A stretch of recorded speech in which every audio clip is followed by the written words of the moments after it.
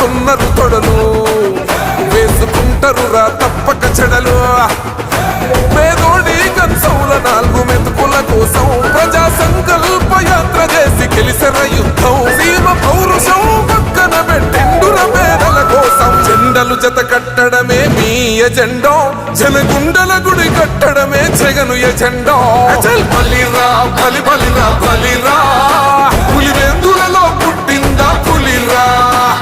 కుర్చీల కూర్చోవడమే మీ ఎజెండా. ఎంత సక్సెస్ చేసినందుకు నా తోటి వైఎస్ఆర్ కుటుంబ సభ్యులందరికీ మరొకసారి కృతజ్ఞతలు తెలియపరుచుకుంటున్నాను.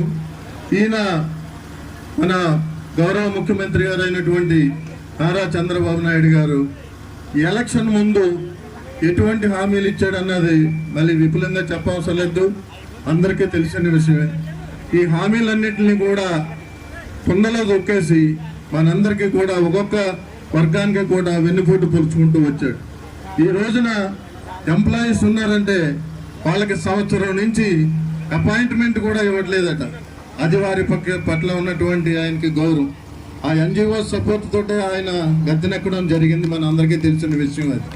అదేవిధంగా మన డెల్టా రైతాంగాన్ని అంతటికీ కూడా ఆయువు పట్టైనటువంటి జీవనాడి పోలవరం ప్రాజెక్టు 4.5 మీటర్ల ఎత్తు తగ్గిస్తుంటే మౌనంగా ఉన్నాడు అతను. ఈ రోజున పోలవరం ప్రాజెక్టు మన ధవళేశ్వరం బ్యారేజ్ తోటి సమానం.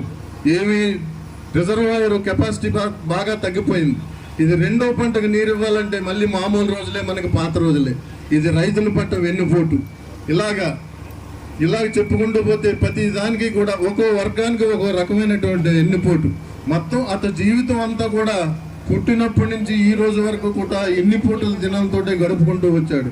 అటువంటి వాడికి మనం ఈ నిరసన తెలియపరిచి కళ్ళు తెరిపిస్తున్నాడు అనేసి ఈ విధంగా మీ అందరికీ నా హృదయపూర్వక నమస్కారాలు తెలియపరుచుకుంటూ ఈ అవకాశం ఇచ్చినటువంటి పెద్దలకు కూడా నా కృతజ్ఞతలు తెలియపరుచుకుంటూ సెలవు తీసుకుంటున్నాను.